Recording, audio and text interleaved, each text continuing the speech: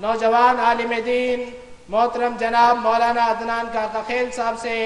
मैं मुल्तमिस हूँ कि वो तशरीफ़ लाए, वारिसीन अम्बिया गुलामान मुस्तफ़ा शहर कराची के दीनी मदारिस के इन तलबा से मुखातिब हो मोहतरम मौलाना अदनान काका खेल साहब। अजीज़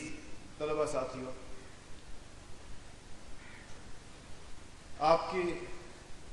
उन्वान और मौजू की रियायत से आपके सामने मैंने कुरान पाक की 2 आयात तिलावत की हैं, जिनमें से कि जो लोग अल्लाह और उसके रसूल को तकलीफ़ पहुंचाते हैं अल्लाह ताला उनके ऊपर लानत फरमाता दुनिया और आखिरत के अंदर, और आखिरत के अंदर उनके लिए रुस्वा कर देने वाले अज़ाब को तैयार कर रखा है। और दूसरी आयत में कहा गया है कि उन लोगों का जिक्र है कि जो ताअनु फी दीनिकुम, जो लोग तुम्हारे दीन के अंदर तान करें, फ़क़ातिलू अइम्मतल कुफ्र, तो मुसलमानों को उनके साथ क़िताल का हुक्म है। आज आप ये बात बड़े तवातुर से सुन रहे होंगे कि जो आदमी सरवर कौनैन मोहम्मद मुस्तफ़ा सल्लल्लाहु अलैहि वसल्लम की शान में गुस्ताखी करे उसकी सज़ा कत्ल नहीं है, और आज के मुतजद्दिदीन ये सवाल करते हैं कि इस कत्ल की सज़ा को कुरान पाक से साबित किया जाए।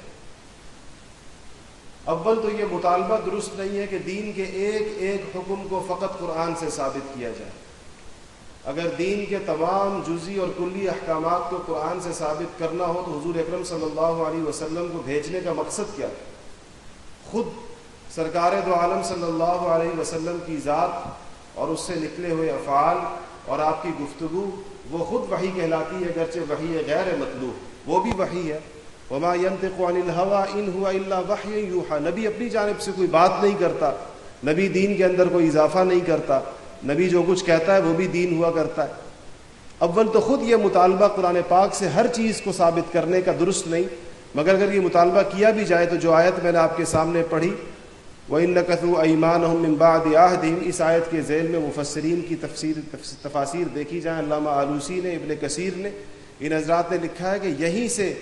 वताअनु फी दीनिकुम, इस जगह से मुफस्सिरीन ने यह हुक्म लिया है कि जो बंदा हुजूर अकरम सल्लल्लाहु अलैहि वसल्लम की शान में गुस्ताखी करेगा उसकी सज़ा मौत होगी, क्योंकि हुजूर अकरम सल्लल्लाहु अलैहि वसल्लम की शख्सियत पर तान दीन पर तान, आपकी शख्सियत दीन से हटकर कोई चीज़ नहीं है। तो हुजूर अकरम सल्लल्लाहु अलैहि वसल्लम की शख्सियत पर तान करना ऐसा है गोया कि दीन पर तान करना हो, और दीन पर तान करने का हुक्म बहुत वाज़ेह तौर पर यहाँ पर मौजूद है। एक तो इस हवाले से अल्लाह का फजल है, कल की लाहौर के अंदर नामूस रिसालत रैली और उससे पहले कराची के अंदर और इंशाअल्लाह आने वाले वक्तों में पेशावर के अंदर ये पाकिस्तानी कौम का और उम्मत मुस्लिमा का पूरा इज्तिमा और उनका इस मसले के ऊपर यकजहती साबित कर देगी इंशाअल्लाह, और किया है इन 2 मौक़ों और इस तरह के जब भी ऐसे कोई मौका सामने आया है।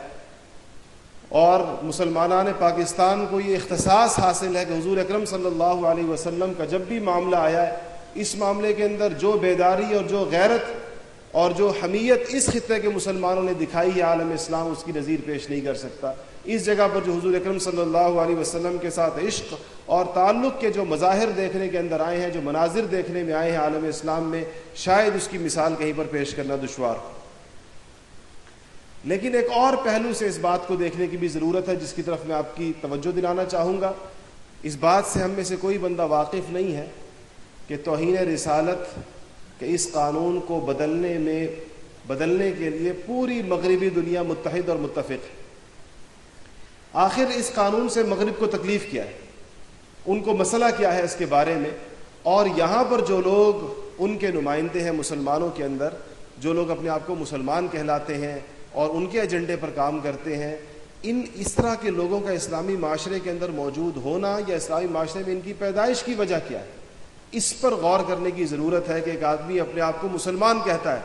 हुजूर अकरम सल्लल्लाहु अलैहि वसल्लम का उम्मती कहता है, और इतने हसास और नाजुक मौजू के ऊपर वो मगरिब की तर्जुमानी करता है, इसकी वजह क्या है। देखिए, एक ज़माना था जब जंगें सिर्फ मैदानों में लड़ी जाती थी, अस्करी जंगें होती थी और आमने सामने क़ुव्वतें एक दूसरे के सामने खड़ी होती थी, और जो ताकतवर होता था वो कमज़ोर को मार दिया करता था। अब मैदान बदल चुके हैं जंगों के। आज जो जंग عسکری میدان میں ہو رہی ہے اور یقیناً ہو رہی ہے. عالم اسلام جا بجا اذیتوں کا شکار ہے. کشمیر، فلسطین، عراق، افغانستان، ہر جگہ عالم اسلام کے اوپر ایک یلغار ہے، وہ اپنی جگہ پر ہے. اس سے بڑی جنگ ایک فکری اور نظریاتی جنگ ہو رہی ہے، جس کو آج کے عرب مفکرین الغزو الفکری کے نام سے تعبیر کرتے ہیں کہ نظریاتی جنگ ہو رہی ہے، جس میں انہوں نے یہ پالیسی اپنائی ہے اور یہ طریقہ کار ہے کہ بجائے اس کے کہ ہم اسلام کے خلاف براہ راست گفتگو کریں، ان کے اندر ایسے افراد پیدا ہونے چاہیے جو ہماری ترجمانی کریں، جو نام کے مسلمان ہوں مگر در حقیقت مغرب کے ترجمان ہوں. اور ایسے لوگوں کی ایک بڑی تعداد ہمارا موجودہ نظام تعلیم پیدا کر چکا ہے. یہ جس نظام تعلیم جو ہمیں دیا گیا ہے، جو ہمارے ہاں جو اسکولوں اور کالجوں کے اندر اور ہمارے پبلک اسکولوں میں اور مشنری اسکولوں میں جو کچھ پڑھایا جا رہا ہے، اس کے نتیجے کے اندر ایسے ہی لوگ پیدا ہوں گے جس طرح کے لوگوں کا ہم مظاہرہ اور جس طرح کے لوگوں کو ہم گزشتہ 60-65 سالوں سے اپنے اوپر حکمرانوں کی شکل میں دیکھتے چلے آ رہے ہیں. یہ کوئی حادثاتی پیداوار نہیں ہے. ایسا نہیں ہوا کہ قدرتاً اچانک ہی، قدرت کے تو مطابق ہے کہ اچانک ایسے لوگ پیدا ہو گئے ہیں. یہ ایک بڑا پری پلانڈ منصوبہ ہے اور مسلمان ملکوں کے لیے ہر جگہ ایسا نظام تعلیم تیار کیا گیا ہے اور وہ دے کر گئے ہیں اس نظام تعلیم کو. یہاں سے جانے کے بعد بھی انگریز کا ظاہری وجود تو اس خطے سے 60 سال 65 سال پہلے چلا گیا، مگر وہ اس اطمینان کے ساتھ گیا ہے کہ اس نے یہاں پر اپنے لیے ایک ایسا نظام چھوڑ گیا ہے کہ وہ نظام اس کے مخلص اور اس کے وفادار پیدا کرتا رہے گا. اور وہ پیدا کر رہا ہے، جس کی سب سے بدترین شکل آپ کے حکمرانوں کی شکل کے اندر گزشتہ 60 سالوں سے آپ دیکھتے چلے آ رہے ہیں. یہ اسی نظام کے پروردہ ہے. ان کو حضور اکرم صلی اللہ علیہ وسلم کے ساتھ تعلق نہیں ہے. آپ نے اس مقتول گورنر کا بیان پڑھا ہوگا کہ اس قانون کے ہوتے ہوئے ہم مغرب کو کیا منہ دکھائیں گے. جس ملک میں یہ قانون موجود ہو کہ حضور اکرم صلی اللہ علیہ وسلم کی شان میں گستاخی کفر ہے، اس قانون اگر موجود ہے تو ہم مغرب کو کیا منہ دکھائیں گے. یعنی جس کو فکر یہ ہے کہ وہ مغرب کو کیا منہ دکھائے گا، یہ فکر نہیں کہ اللہ اور اس کے رسول کو کیا منہ دکھائے گا. یہ اس نظام تعلیم کا خاصہ ہے. آپ خوش قسمت ہیں، دینی مدارس سے آپ وابستہ ہیں. مدارس دینیہ کے اندر حضور اکرم صلی اللہ علیہ وسلم کی محبت، اللہ تعالیٰ کی وحی کے اوپر ایمان اور اعتقاد، صحابہ کرام رضوان اللہ تعالی علیہم اجمعین کی جماعت کے ساتھ وابستگی، یہ چیزیں سکھائی جاتی ہیں اور پہلے سبق کے ساتھ یہ چیزیں شامل ہوتی ہیں کہ وحی کی عظمت اور وحی کی عقل کے اوپر بالادستی اور وحی کا دنیا کے زندگی کے تمام شعبوں کے اندر اس کا رہنما ہونا، یہ بات پہلے دن سے پہلے سبق سے شروع ہوتی ہے. اور ایک پورے ہمارے مدارس کے نظام تعلیم کا یہ ایک ایسا حصہ اور ایک ایسا جزء لا ینفک ہے کہ اس کے نتیجے کے اندر جو فرد تیار ہوتا ہے اس کے دل و دماغ کے اندر وحی کی نہ صرف روشنی ہوتی ہے بلکہ وہ اس کو دنیا کے تمام مسائل کا حل سمجھتا ہے، تمام مسائل کی کنجی سمجھتا ہے. اس کے بالمقابل دوسری طرف جو کچھ پڑھایا جا رہا ہے، جو دوسرا نظام ہے آپ کے عصری تعلیمی اداروں کا، وہاں پر اس چیز سے کوئی گزر نہیں. آپ نصاب اٹھا کر دیکھیے،